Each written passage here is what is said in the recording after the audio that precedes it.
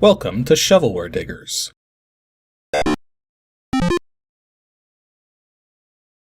Our dig team's currently excavating the Softkey Shareware 2000 Hit Games 2CD collection.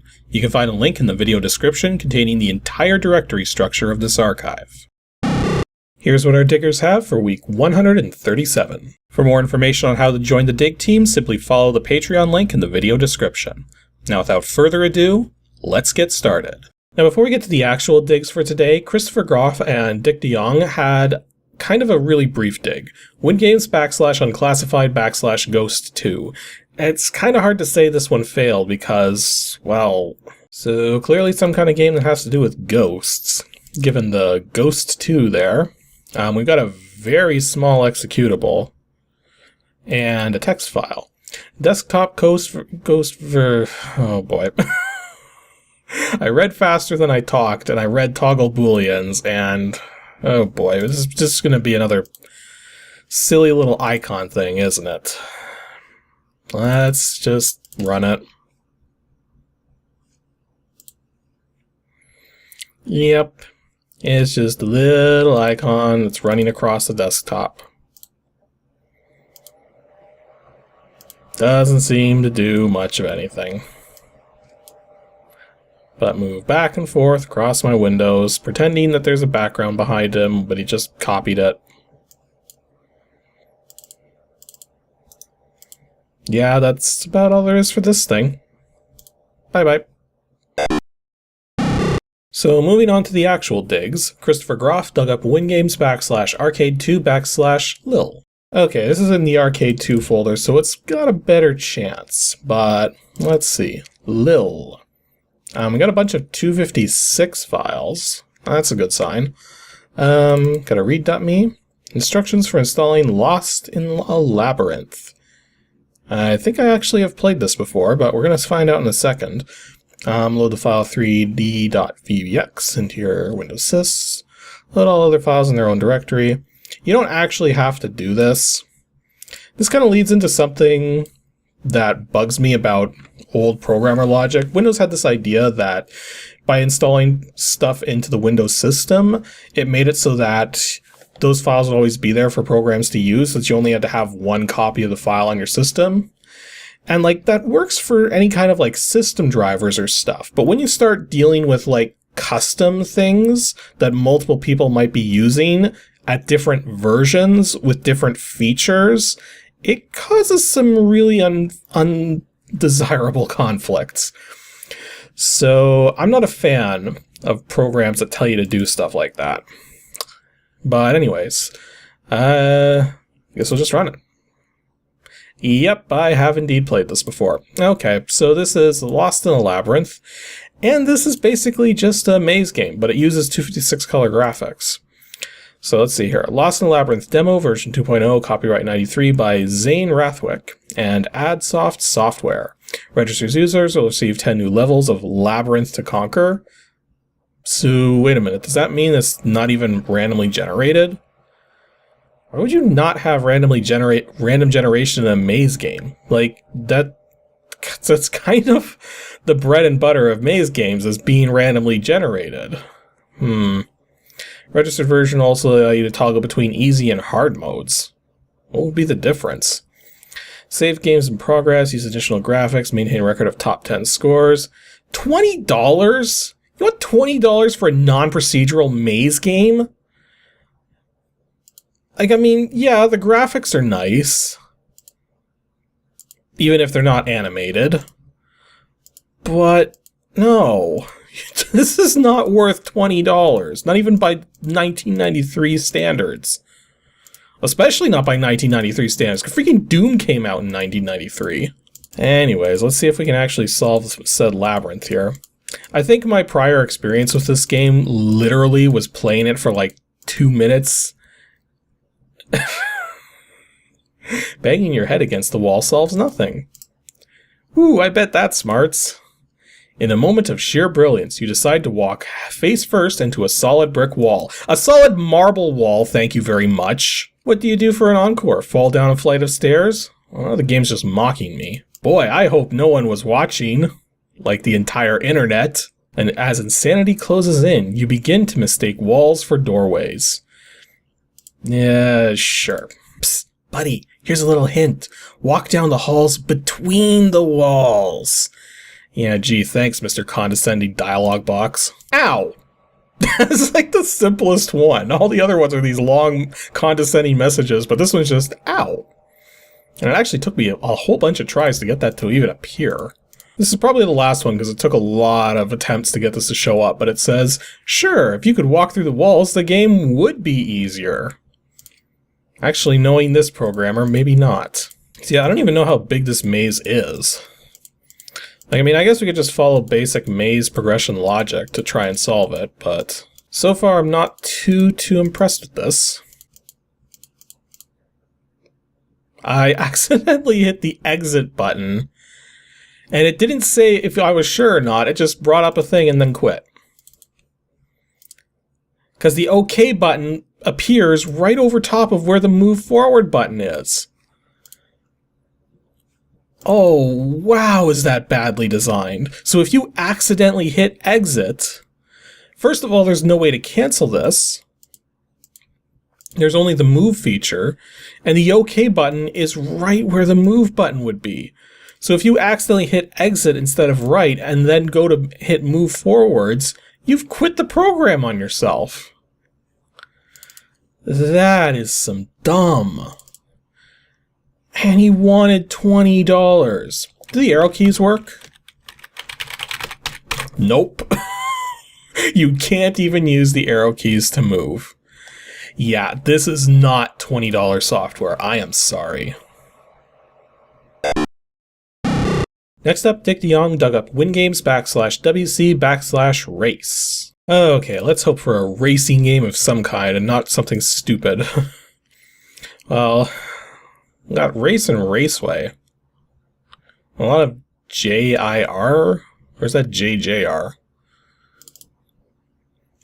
Oh, it's JJR. JGR Raceway Help Contents. Overview. JGR Raceway is a simulation of harness racing. Player or players can merely select one of the racing options from the racing menu. 3 of the 4 options schedule the races for you. The other lets you select the horses entered into the race. Therefore, you have the ability to set between 4 and 10 horses in each race. It's an elaborate way of saying it. Watch the race as a fan or better, and see the results along with the pari-mutual payoffs. Or pari-mutual payoffs. Oh, but you're not allowed to place bets and keep track of your winnings and losings without registering? That seems like... That's like if a game based on a score, like an arcade-style game, didn't actually keep score until you registered. What kind of sense does that make? That still doesn't answer the question of which file do we run. I'm gonna guess the smaller one, because I'm gonna guess the larger one would be an installer. Nope, the smaller one is the installer. Because it just decided to... It's a self-extractor. So congratulations, Softkey. You managed to include the installer along with the actual program. And burn up even more CD space. Oh boy. Okay, does it maximize? Of course not. Actually, it doesn't even standard size very well, given the white bar down there. And also, clearly, February 25th, 1994, screen cap from some kind of race. Probably from a television screen, judging by the frame on the side there. Anyway, the guy wants $10 for this program. Oh boy, is this going to be, like, not worth $10 even? Well, first of all caps, that's kind of obnoxious for a Windows program. So racing, can do one race. Why is this there?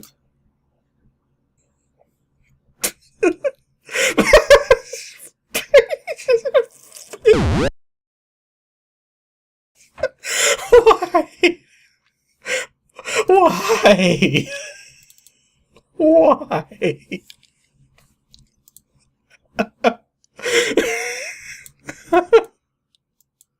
It's like the guy knew his game was so bad that there is literally a quit button in almost every menu, including the menus themselves. We have 5 menus up here: racing, past performances, options, help, and exit. Exit is just an exit button. But, whoops, I clicked the wrong file.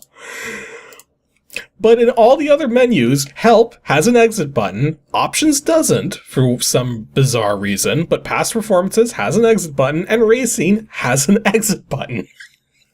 There's like 4 exit buttons here. Oh, the game is so bad, it gives you multiple ways to exit. Oh my gosh. Speaking of not maximizing properly, so I'm guessing that this is probably going to move while the game is playing, given the fact that nothing else maximizes properly, and yet this is bigger than the window. Okay, let's actually show something happening here. So, okay, 1 race. 6-horse race. I can't place any bets because I'm not registered. Oh, I got a whole bunch of, oh, we get to select our horses. And there's a lot of horses we can choose between. Sadly, no coconut pizza, but... like, I mean, I can go to the bet screen and, like... maybe it doesn't... I don't know. Make the bet shown. You didn't pick a better. I don't care. Non-stop. Make the bet shown. That guy. Make the bet shown. That horse. Please register... It shows you all these different error messages, and until you get it right, it doesn't tell you that you need to register first. Start the freaking race. Yeah, that was the race. Well, we have determined that this is... well, we already determined this is kind of dumb. No, this is... okay, let me actually turn the cycles down. Maybe that'll make it better. Maybe. Yeah, it works out a little better with the game slowed down, but... I don't know. Like, I mean, it is kind of realistic in the sense that they are going toward... they all start in a row, but then try to go for the inner edge, because that's where you're going to get your cornering from, right? But at the same time, it's kind of weird the way it's moving. It still doesn't maximize correctly. Yeah, so that appears to be what all this game does, is you set up a race, and then you watch it happen. And, like, I mean, for what it is, like, I mean, it's fun that it actually does work and do what it's supposed to. But at the same time, I don't see anyone spending $10 on this. Because, well, let's think about this for a second. Your target market for this would be people living in a city without a raceway nearby that they could actually go bet that $10 at and watch a real race, as opposed to this. I don't know. Like, again, it does work. Like, like that's more than can be said for some of this software, even though it's all capitalized and there's 4 exit buttons, but... nah, it's just kind of a weird one, really. I don't know, the way this is done, it kind of does feel like it was put together by somebody who wasn't really experienced with programming. Like, just looking at the way that it's using a lot of, like, borders and stuff, as opposed to your proper things. Also, another thing, like, look, you can see there's like a background color there being used on top of this other background. Like, these are not things that experienced programmers would do. So it almost kind of feels like this was put together by somebody who was just trying to, like, make something, but then tried to sell it for $10, expecting people to buy it. And no, again, this is not $10 software. But this is, I would say, more of a game than what we just looked at. And finally, Paul Shears dug up WINGAMES /comp/world1. Okay, we're 0 for 2 on decent games today. Let's try to make a comeback here. World 1. Okay, we got wave files. That's a good start. We got a readme.doc. TC Virtual World 1. So what? We just had one of these TC programs, and guess what? We got another one. Oh boy. Okay, so TC Virtual World's 3D shoot-'em-up game against opposing tanks, planes, and helicopters. Shoot at opposing vehicles, shoot down the drivers once they escape their exploding vehicles, gain enough points to buy more and better weapons? Ooh. If we get to buy stuff between levels, that's going to make the game way better than the last one we played. Okay, my guess is it's going to run insanely fast to start with. Welcome. Yep. Okay, let's hang on, I already had the cycle slowed down from 4. So the game is literally supposed to run this fast.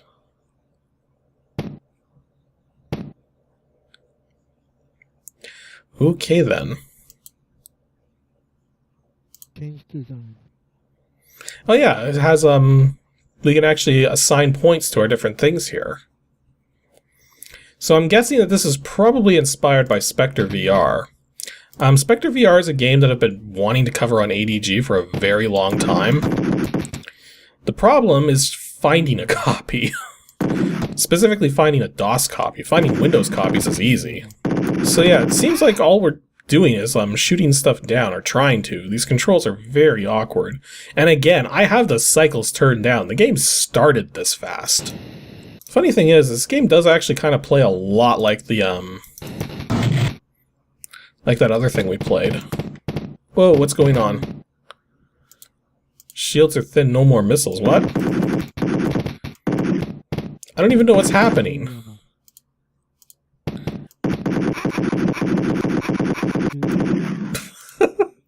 I have no idea what's going on here. This is just a mess. Okay, so earlier I mentioned Spectre VR. I should probably point out that Spectre VR is a hell of a lot better than this game. Also, regardless of everything that's been going on, I haven't died yet. Kind of makes me wonder, like, what the criteria is for actually getting killed. Like, I keep seeing shields are thin, but I'm guessing that maybe the shields keep recharging?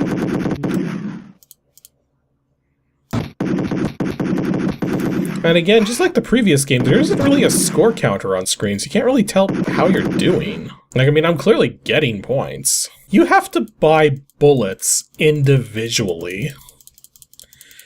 That's just wrong. Okay, the game was just firing on by itself there for a moment. I do like that I do have twin cannons now, but I'm probably burning through bullets twice as fast. Oh, that's not good. Oh,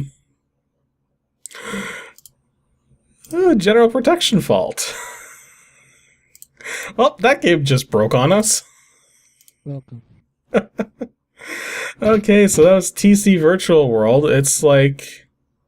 Oh, those things are dropping mines everywhere. Look at that. It's just a field of mines everywhere now. And no wonder this game's breaking. It probably ran out of memory. So yeah, this game is kind of dumb. It's running way too fast. It's making weird sound effects and causing things to appear and disappear. Yeah, and the thing is, we can't maximize it either, because that was the way they got you with this game, with these TC games, is that you had to have it registered to be able to maximize the window. Which would probably solve the speed problems. So, like, I mean, the one thing they thought was a feature ended up handicapping the experience and making it so that people would be less likely to purchase the game because they'd think it would run super fast on their system. That's some really bright design there. So yeah, TC Virtual World is not very good. Which means we had 3 bogus games today. What are you gonna do?